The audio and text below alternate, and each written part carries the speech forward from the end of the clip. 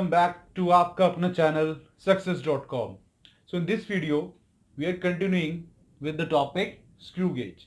Last topic में हम लोगों ने कवर कर लिया था vernier callipers and errors in vernier callipers. तो इस एक ही वीडियो में मैं आपको पूरा का पूरा स्क्रू गेज के बारे में बताने वाला हूं. So let's begin. तो देखेंगे सबसे पहले स्क्रू गेज क्या होता है. हमने कहा था कि जब भी हम मेजरमेंट कर रहे थे नॉर्मल स्केल से देन वर्नियर से, तो वर्नियर से हमने 0.01 सेंटीमीटर की लीस्ट काउंट निकाल दी थी. करा था इतना छोटा हमने मेजर कर लिया था. अब हमें इससे छोटी की जरूरत पड़ी, हमने 0.001 सेंटीमीटर निकालना चाहा. तो इसके लिए हमने यूज किया स्क्रू गॉज. तो हमारा जो स्क्रू गॉज है वो इतना छोटा तक मेजर कर सकता है. उसकी लीस्ट काउंट 0.001 सेंटीमीटर होती है. अब पहली चीज ये देखेंगे what is the principle of screw gauge. तो screw gauge works on the principle of screw. Screw क्या होता है, ये किस पे काम करता है, प्रिंसिपल ऑफ स्क्रू पे. अब स्क्रू क्या होता है. स्क्रू आप सबने देखा है, स्क्रू होता है हमारा पेच. ठीक है, स्क्रू क्या होता है हमारा पेंच होता है. अब आपने देखा है पेंच में क्या होता है. देखिए ये पेंच है हमारा. आप लोग देख सकते हैं पेज के अंदर थ्रेड्स होते हैं. आप देख रहे हैं ये क्या है, थ्रेड्स हैं. इसमें थ्रेड्स हैं और threads are at equal distance. Threads हमारे इक्वल डिस्टेंस पर हैं. जैसे कि मैं अगर यहां बनाऊं सो हमारा स्क्रू इस तरह का है कुछ, जिसके ऊपर थ्रेड्स बनाए जाते हैं. ओके, थ्रेड्स बनाए जाते हैं.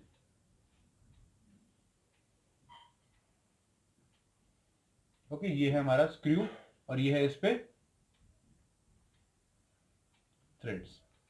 आपको पता है ये थ्रेड्स जो हैं वो इक्वल डिस्टेंस पर बनाए गए हैं.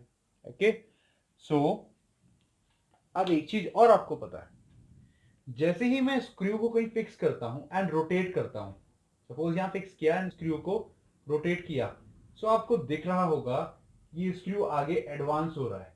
मीन्स ये स्क्रू आगे मूव कर रहा है. जैसे इसको रोटेशन दे रहा हूं ये आगे मूव कर रहा है. इसको पीछे रोटेशन दूंगा, रोटेशन अपोजिट कर दूंगा तो वापस आ रहा है. यानी क्या होता है, जब भी हम स्क्रू को रोटेट करते हैं तो वो आगे और पीछे अलोंग इट्स एक्सिस रोटेशन करता है, आगे मूवमेंट करता है. इसको घुमाऊंगा सो ये आगे पीछे जाएगा. ठीक है. अब आपको एक चीज बता दूं कि जो इसके थ्रेड्स लगाए जाते हैं, थ्रेड्स एक फिक्स्ड डिस्टेंस पे लगाए जाते हैं. सो जो दो थ्रेड के बीच की डिस्टेंस होती है, distance between the two threads, दो कंसेक्यूटिव थ्रेड के बीच की डिस्टेंस होती है, उसे कहते हैं हम पिच. PITCH, पिच कहते हैं. दो थ्रेड्स के बीच की डिस्टेंस को हम कहते हैं pitch. Okay, so what is pitch. Pitch वो डिस्टेंस है, डिस्टेंस बिटवीन टू थ्रेड्स. और जब भी आप स्क्रू को घुमाते हैं सो एक बार पूरा घुमाने पर on one complete rotation of its head, screw आगे बढ़ेगा. कितना आगे बढ़ेगा, it will advance equal to its pitch. ठीक है. सो पिच क्या आ गया हमारा, पिच है हमारा डिस्टेंस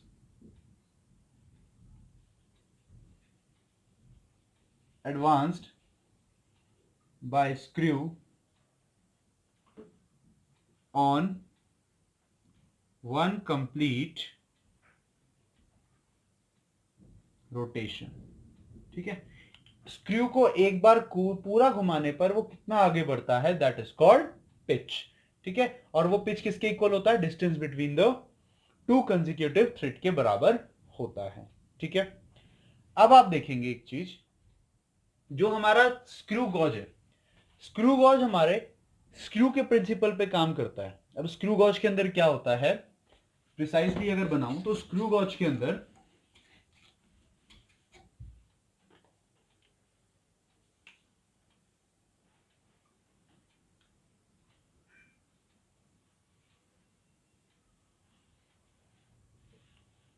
इस तरह का होता है. इसे कहते हैं हम इसका हेड, स्क्रू का हेड. इसको आप लोग घुमाते हैं. ठीक है. And this is the screw का, ये है स्क्रू का मेन पार्ट और ये है इसके ऊपर थ्रेड्स बनाए हुए. ये थ्रेडिंग है, ये स्क्रू के ऊपर थ्रेड्स हैं, तो दीज आर थ्रेड्स। ओके, ये स्क्रू का हेड है। और जो ये वाला पार्ट है, ये जो पार्ट है, इसमें डिविजन्स बनाई जाती हैं, सर्टेन नंबर ऑफ डिविजन्स बनाई जाती हैं इस तरह से। ओके, इसे कहते हैं सर्कुलर पार्ट या सर्कुलर स्केल कहते हैं इसको। जो भी हमारा स्क्रू होता है, स्क्रू का जो ये वाला पार्ट होता है, इसको सर्कुलर हेड कहते हैं या जो भी है, ठीक है। अब यहां पर नंबर ऑफ डिविजन्स बनाई गई हैं। ओके, अब आपको जितनी डिविजन्स फ्रंट में दिख रही हैं उतनी डिवीजन इसके बैक में भी होगी, यानी पूरे पार्ट पे डिवीजन होगी। मैंने कहा जो टोटल नंबर ऑफ डिविजन्स है, इसके ऊपर टोटल नंबर ऑफ डिविजन्स है, मैं कहता हूं सपोज 100 डिविजन्स है। टोटल डिवीजन कितनी है? 100 डिविजन्स है इस पूरे हेड पे। सो आपको अभी थोड़ी देर पहले बताया pitch distance advance by the screw on one complete rotation, ठीक है। मैं कहता हूं इस स्क्रू की पिच है 1 mm, स्क्रू की पिच है 1 mm, यानी कि एक बार इस पूरे हेड को घुमाने पर ये कितना आगे बढ़ेगा? 1 mm आगे बढ़ेगा, ठीक है। सो इससे मैं क्या लिख सकता हूं? I can write one complete rotation, on one complete rotation pitch screw advances by 1 millimeter. okay, so एक रोटेशन में कितनी डिविजन्स हैं? 100 डिवीजन है। so on 100 डिवीजन, जब 100 डिवीजन को आप लोग रोटेट करेंगे तो स्क्रू कितना आगे बढ़ रहा है? स्क्रू अब आगे बढ़ रहा है 1 mm, ठीक है। जब एक डिवीजन को रोटेट करोगे, खाली एक डिवीजन को, तो स्क्रू आगे बढ़ेगा 1/100 mm, यानी कि 0.01 mm और 0.001 सेंटीमीटर। अब ये क्या आया? ये हमें मिल गया एक डिवीजन घुमाने पर स्क्रू कितना आगे बढ़ता है, यानी कि minimum length advanced by the screw, minimum length. और आपको स्टार्टिंग में बताया था जो छोटे छोटे मेजरमेंट है, जो मिनिमम हम मेजर करते हैं, उसको कहते हैं हम लीस्ट काउंट। सो ये क्या आ गया? This is the least count of screw gauge. यही आपका लीस्ट काउंट है स्क्रू गेज का, सबसे छोटा कितना ले सकता है। ये पूरा तो 100 mm घुमाया, लेकिन जस्ट एक छोटा सा घुमाना, इतना सा घुमाया, एक डिवीजन। एक डिवीजन घुमाने में कितना आगे बढ़ेगा? एक डिवीजन घुमाने में ये इतना सेंटीमीटर या इतना मिलीमीटर आगे बढ़ेगा, 1/100, ठीक है। So this is the least count of screw gauge. Hope so आपको क्लियर हो गया होगा। सो अभी आपने देखा लीस्ट काउंट, मैंने कहा ये है कि सबसे छोटी डिवीजन ये है। अब लीस्ट काउंट हमने ये कैसे निकाला? लीस्ट काउंट क्या निकाला? Least count of screw gauge is distance moved by the screw on rotating it by 1 division. एक डिवीजन घुमाने पर, पूरा रोटेशन नहीं, अब एक डिवीजन घुमाने पर वो आगे कितना बढ़ता है? अपने लीस्ट काउंट के बराबर। हो गया क्लियर? अब देखेंगे आप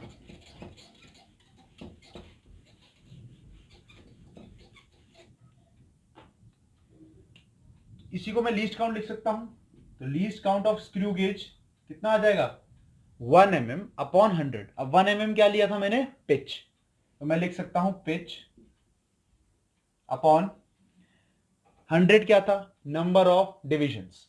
so pitch upon number of divisions on circular scale. ये हमारा निकल गया least count of screw. So least count of screw का फॉर्मूला निकल गया pitch upon number of division on circular scale. तो उसका ऊपर का हेड है, उस पर, या सर्कुलर हेड बोल सकते हो, सर्कुलर स्केल बोल सकते हैं आप, उस पर कितनी नंबर ऑफ डिवीजन है उसको रखेंगे और ऊपर रखेंगे पिच को। पिच आपको बता रखा होगा कि इतना मूव करता है, ठीक है। So this is very easy, आपको लीस्ट काउंट निकालना आ गया किसी भी स्क्रू का। डन। अब अगर इन केस सपोज मैं आपको बोलूं कि किसी भी स्क्रू की पिच है 2 mm और उसमें है 50 डिविजन्स, सपोज 50 डिविजन्स है, तो उसकी लीस्ट काउंट आप ऐसे निकाल सकते हैं, डिवाइड कर लेंगे आप, आपको आराम से मिल जाएगा, ठीक है। सो इस तरह से आप देखेंगे। या अगर इसको मैं 1 mm लूं, सपोज मैं 1 mm लूं, तो इसको सॉल्व करके करेंगे आप, कितना आएगा? लीस्ट काउंट आ जाएगा 1/50। Okay, 1/50 is 0.02 mm। Okay, next अगर इसको मैं 200 कर दूं, सपोज इसको मैं 200 कर दूं, तब कितना आ जाएगा 200 डिवीजन में? ये आ जाएगा हमारा 0.005। सो आपको क्या दिखा, जैसे ही मैं नीचे की डिवीजन बढ़ाता गया, जैसे ही मैं सर्कुलर हेड की डिवीजन बढ़ाता गया, मेरा लीस्ट काउंट कम होता गया। ठीक है, as I increased the division on circular scale, my least count decreased, और यानी मेरी एक्यूरेसी बढ़ गई। तो आपका स्क्रू जिसके अंदर ज्यादा नंबर ऑफ डिवीजन होंगी वो ज्यादा एक्यूरेट होगा, और जिसके अंदर कम नंबर ऑफ डिवीजन होंगी वो कम एक्यूरेट होगा। ठीक है, अब एक्यूरेसी और डिवीजन के बीच में क्या है, जो लीस्ट काउंट है, आप पिछली वीडियो में जाके देख सकते हैं। सो ये हमारा क्लियर हो गया हमारा स्क्रू के बारे में, और स्क्रू गेज हमारा इसी प्रिंसिपल के ऊपर काम करता है, प्रिंसिपल ऑफ स्क्रू। स्क्रू का प्रिंसिपल क्या है कि on rotation of it head it advances by some division, it advances by some length, और वो लेंथ कितना होता है सब बता दिया, उसके बाद लीस्ट काउंट भी आपको निकाल के बता दिया। अब नेक्स्ट टॉपिक हम लोग पढ़ते हैं स्क्रू गेज के बारे में। अब बेसिकली इसका हम एप्लीकेशन करेंगे स्क्रू गेज में, और स्क्रू गेज क्या होता है, कैसा दिखता है।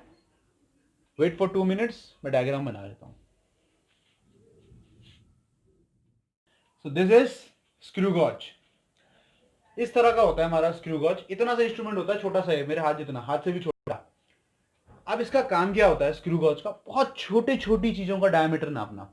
करते क्या है, हमको दिख रहा है यहां पे ये दो जॉज दिखाई दे रहे हैं, जॉज नहीं बोलते इनको, यहां पे हम लोग बोलते हैं, ये वाले को बोलते हैं हम लोग स्टड, और इसको बोलते हैं स्पिंडल, DLE, स्टड और स्पिंडल। ये देखिए आप, ये है लगा हुआ यहां पे स्क्रू, N है नट, ओके, ये नट है यहां पे। देन ये पीछे है रैचेट। रैचेट का काम क्या है, रैचेट का काम है घुमाना। हम लोग कभी स्क्रू गेज को घुमाएंगे तो यहां से घुमाएंगे, और कब तक घुमाते हैं, जैसे सपोज इस पेन का डायमीटर मेजर करना है, तो इन दोनों के बीच में पेन फंसाएंगे और उसको घुमाएंगे, स्क्रू आगे जाएगा, टाइट होता रहेगा, और बस यहां तक घुमाना है कि ये बस इसको पकड़ ले, दबाना नहीं है, बिकॉज दबाने पर थोड़ा सा पिचक जाता है, तो डायमीटर चेंज डिफरेंट आएगा आपको, क्योंकि उसमें बहुत एक्यूरेट है, तो आपको बस जस्ट हल्का सा पकड़ना है उसको इसके बीच में। रैचेट से आप लोग रिवॉल्व करेंगे। Okay, this one is thimble, ये वाला पार्ट है जो उसे कहते हैं हम लोग थिम्बल, THIMBLE, थिम्बल। थिम्बल में क्या है, थिम्बल में जो स्केल लगा है, इस स्केल को कहते हैं हम लोग circular scale, circular scale. Okay, then ये है स्लीव, इस पार्ट को कहते हैं स्लीव। स्लीव मतलब आपको पता है ना, जैसे शर्ट की स्लीव होती है वैसी स्लीव, इसकी स्लीव बाहर निकल रही है। ठीक है, अब देखेंगे स्लीव के ऊपर कौन सा स्केल है, मेन स्केल। स्लीव के ऊपर हमारा जो स्केल है वो है मेन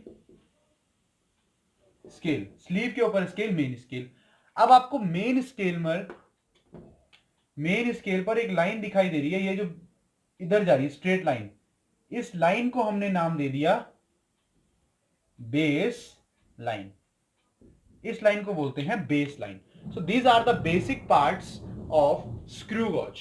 ठीक है, यहां आप फंसाएंगे स्टड और स्पिंडल के बीच में, आप इसको रोटेट करेंगे और रीडिंग्स लेंगे। ठीक है, अब इसके फंक्शन क्या क्या है, सर्कुलर स्केल का रीडिंग क्या है, सर्कुलर स्केल जो वो एक्स्ट्रा लेंथ वाला चीज आता है कॉन्सेप्ट, तो पिछली वीडियो में बताया, उस एक्स्ट्रा लेंथ को लेने के लिए जो मेन स्केल है, मेन स्केल आपका कहां तक मेजर करेगा, मेन स्केल में रीडिंग्स होती हैं mm में, तो ये it will measure up to 1 mm, यानी कि एक mm करके मेजर करेगा। जैसे यहाँ पे ये 0 1 3 4 5 6 7 जितना भी बोल रहा है यहाँ पे, उतना mm ये मेजर कर रहा है। ठीक है ना, तो 1 mm किसका लीस्ट काउंट है, किसका, हमारे मेन स्केल का। ओके, देन जो बाकी का 0.00 है वो किसकी वजह से आया, वो आएगा सर्कुलर स्केल रीडिंग की वजह से।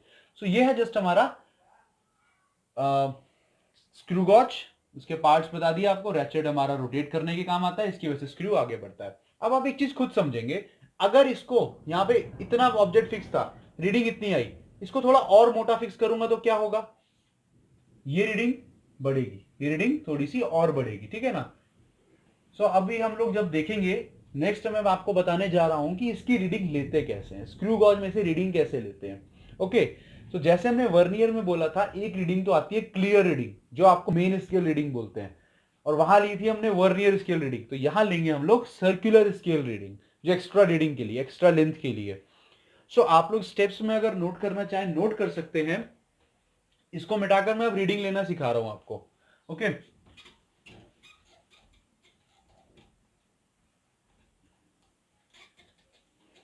देखेंगे आप रीडिंग कैसे लेते हैं। सो रीडिंग्स लेने का सबसे पहला step, step number 1, take main scale reading. Main scale reading क्या होती है? ये होती है हमारी clear reading on sleeve, clear reading on sleeve. अब स्लीव में आपको कितना क्लियरली दिखाई दे रहा है, आपको वो देखना है, that will be your main scale reading. अगर हम इस वाली डायग्राम में देखिए जो मैंने बनाया है, यहां पर आपको स्लीव में कितना क्लियर है देखिएगा, 0 to 5 mm, 6 7 8 9 mm क्लियर है। उसके बाद थोड़ा बाद में जो एक्स्ट्रा लेंथ, यहां तक एक्स्ट्रा लेंथ आई है, ये हम यहां से निकालेंगे। जितना क्लियर है 9 mm तक यहां पे क्लियर है। अगर मैं आपको जूम इन करके दिखाऊं, सो आप देख सकते हैं 9 mm तक पूरा क्लियर है। सो मेरी मेन स्केल रीडिंग आ जाएगी 9 mm। Okay, main scale reading आ जाएगी 9 mm।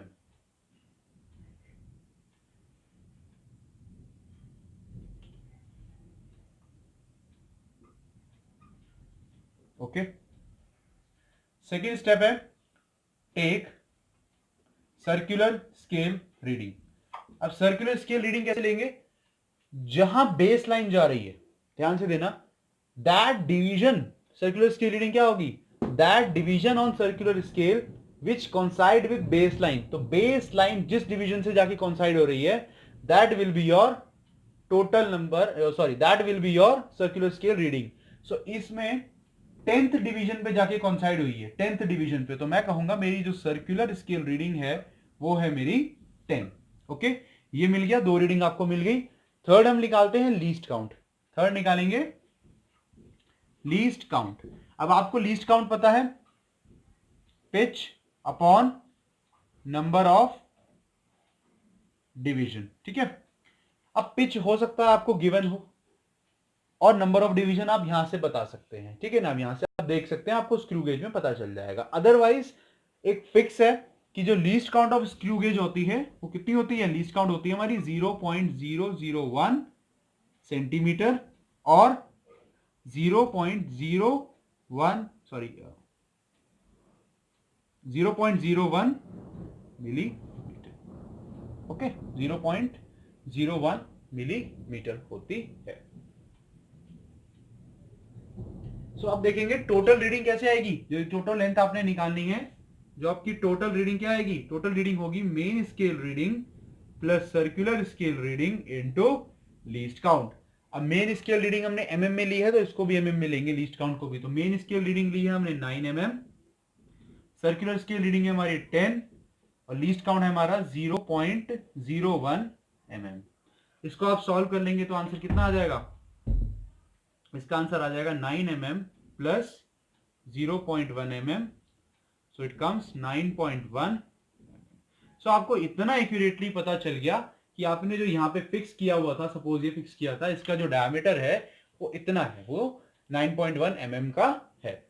So this is the method how you can take the readings from circular scale and main scale and the total screw gauge. तो screw गॉज से किस तरह reading ली जाती है, ये आपका कॉन्सेप्ट है उसमें पूरा। होप सो आपको ये चीज समझ में आ गई होगी। अब नेक्स्ट है एरर्स। जैसे हमने वर्नियर कैलिपर में पढ़ा था कि रीडिंग लेते वक्त कुछ ना कुछ एरर आ जाते हैं। लेते वक्त क्या इंस्ट्रूमेंट में एरर आते हैं, इंस्ट्रूमेंटल एरर, जिनको कहते हैं जीरो एरर। वही जीरो एरर हमारे यहां पर भी आते हैं, स्क्रू गॉज के अंदर भी। ठीक है, तो वही होंगे positive zero error and negative zero error. अब उसका यहां पे क्या मतलब है, अभी जस्ट उसको एक्सप्लेन करता हूं। ओके, सो मैं आपको बता रहा था जीरो एरर के बारे में। अब देखो जीरो एरर में क्या करते हैं हम लोग, पूरा का पूरा इंस्ट्रूमेंट बंद कर देते हैं। जीरो एरर देखने के लिए इंस्ट्रूमेंट को क्या करते हैं, पूरा का पूरा बंद कर देते हैं। सो वर्नियर कैलिपर में पूरे जॉस बंद किए, यहां भी हमने किया। पूरा इंस्ट्रूमेंट हमने क्लोज कर दिया, यानी बीच में कुछ नहीं फंसा रखा है, पूरा स्क्रू स्पिंडल सब कुछ अपना मिल गया, यानी हम यहां पर कोई भी लेंथ को मेजर नहीं कर रहे हैं। अब हम किसी भी लेंथ को मेजर नहीं कर रहे हैं, ठीक है। सो अब आप देखेंगे जब हम कोई लेंथ मेजर नहीं कर रहे हैं तो क्या होगा, रीडिंग आनी चाहिए 0, तो ठीक है यहां पे हमारा 0 आना चाहिए, किसका, मेन स्केल का, यानी जो clear reading of main scale होगी वो 0 आनी चाहिए। ओके बिल्कुल ठीक है। ये कंडीशन क्या है, ये कंडीशन है कि आपने बंद कर दिया और 0 बिल्कुल इधर आ रहा है। ओके हम कहेंगे फ्री फ्रॉम 0 एरर, ये है फ्री फ्रॉम 0 एरर कंडीशन। क्यों, because the zero of circular scale is coinciding with the base line. Base line 0 पे जा रही है, देखिएगा बेस लाइन 0 पे, सो ये है फ्री फ्रॉम 0 एरर। यहां पे कोई गलती इंस्ट्रूमेंट में नहीं है, इंस्ट्रूमेंट में कोई खराबी नहीं है, कोई 0 एरर नहीं है। बट इन केस ऐसा हो जाए कि 0 ऊपर नीचे हो जाए, 0 सपोज आपका यहां आ जाए, जब आपने पूरा बंद किया 0 आपका ऊपर आ गया, मतलब बेस लाइन से ऊपर, बेस लाइन से ऊपर, सो कौन सा एरर आएगा, तब एरर आ जाएगा आपका नेगेटिव 0 एरर, तब आपका एरर आ जाएगा नेगेटिव 0 एरर, ठीक है। जब बेस लाइन से ऊपर जाएगा तो एरर नेगेटिव 0 एरर, और सपोज अगर ऐसा हो गया कि बेस लाइन से नीचे आपका 0 आ रहा है बंद करने के बाद, तो आपका 0 तब आपका एरर आएगा पॉजिटिव 0 एरर। ओके नेगेटिव 0 के एरर क्या है, 0 अबव बेस लाइन, ये क्या है 0 below base. Okay hope so आपको दो एरर समझ में आ गए होंगे, नेगेटिव 0 एरर क्या होता है और पॉजिटिव 0 एरर क्या होता है। अब हम लोगों ने ये देखना है कि हम इसमें negative 0 error and positive 0 error को फाइंड कैसे करते हैं। अब हमें जैसे इसको एरर को फाइंड करना है, सो बहुत आसान, जैसे हमने पहले किया है। पॉजिटिव 0 एरर के बारे में बताता हूं, जैसे ये वाला केस है पॉजिटिव 0 एरर, तो पॉजिटिव 0 एरर कैसे निकालेंगे, positive 0 error will be equals two plus, positive है तो plus, plus number of division coinciding into least count. Okay अब यहां पे कौन सी डिवीजन कोइंसाइड कर रही है, बंद होने के बाद भी 0 1 2 सेकेंड डिवीजन कोइंसाइड हो रही है। आप अगर फिगर में देखेंगे तो सेकेंड डिवीजन कोइंसाइड हो रही है, देख सकते हैं आप, सेकेंड डिवीजन कोइंसाइड हो रहा है। सो मेरा डिवीजन कौन सा है, सेकेंड, 0 कोइंसाइड नहीं हुआ। Okay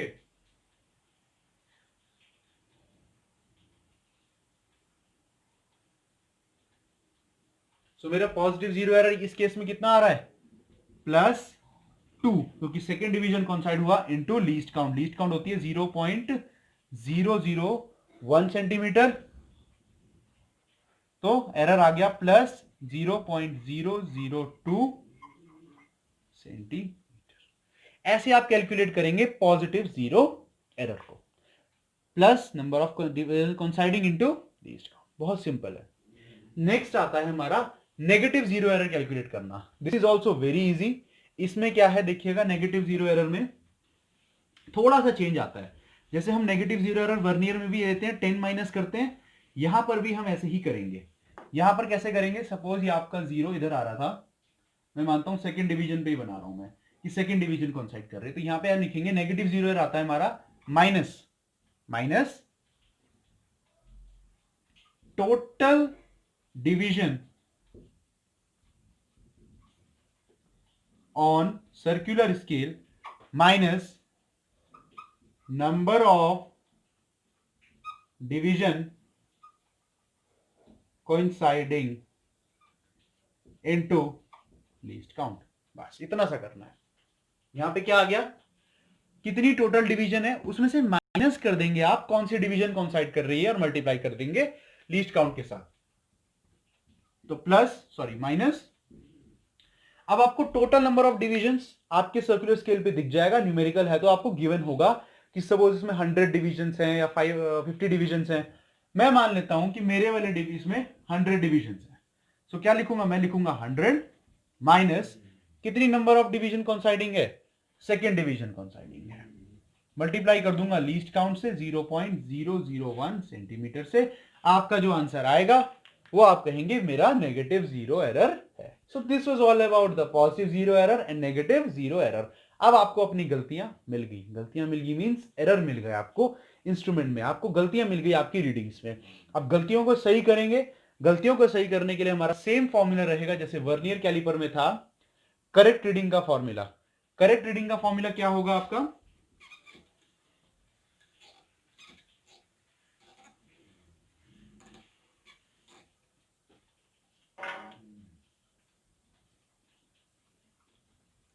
correct reading. Correct reading लेंगे हम लोग ऑब्जर्व्ड रीडिंग, जो आपने फॉल्टी इंस्ट्रूमेंट के साथ रीडिंग ली है, observed reading minus zero error with sign, minus zero error with sign. बस इतना सा फॉर्मूला है। विद साइन का मतलब पॉजिटिव जीरो एरर तो प्लस लगाएंगे, नेगेटिव जीरो एरर तो माइनस आप इसमें लगाएंगे। ओके, तो बहुत सिंपल सा है ये कॉन्सेप्ट। अब सपोज मैं कहूं कि मेरी करेक्ट रीडिंग निकालनी है, ऑब्जर्व रीडिंग मेरी थी 1.21 सेंटीमीटर, सपोज 1.21 सेंटीमीटर थी। ओके, और जीरो एरर मुझे मिला पॉजिटिव 0.002 सेंटीमीटर। इसको मान लो इतनी सेंटीमीटर है, 0.213 हमने मेजर किया था और इतना एरर है, तो पॉजिटिव जीरो एरर तो प्लस लगाएंगे। सो ओवरऑल क्या हो जाएगा 1.213 सेंटीमीटर माइनस 0.002 सेंटीमीटर। माइनस कर लेंगे आप, आंसर आ जाएगा आपका 1.211 सेंटीमीटर। इतना आपका आंसर आ गया, तो आपको एक करेक्ट रीडिंग मिल गई। ऐसी अगर नेगेटिव जीरो एरर होता तो यहाँ नेगेटिव आता और ओवरऑल रीडिंग प्लस हो जाती। ठीक है, आई होप सो आपको ये कॉन्सेप्ट क्लियर हो गया होगा। बहुत आसान चीज थी ये। So this was all about screw gauge. ठीक है, एंड करते हैं ये वीडियो को हम। अगर आपको समझ में आया screw gauge, so please do like share and subscribe. Share जरूर कर देना, प्लीज सब्सक्राइब जरूर कर देना है।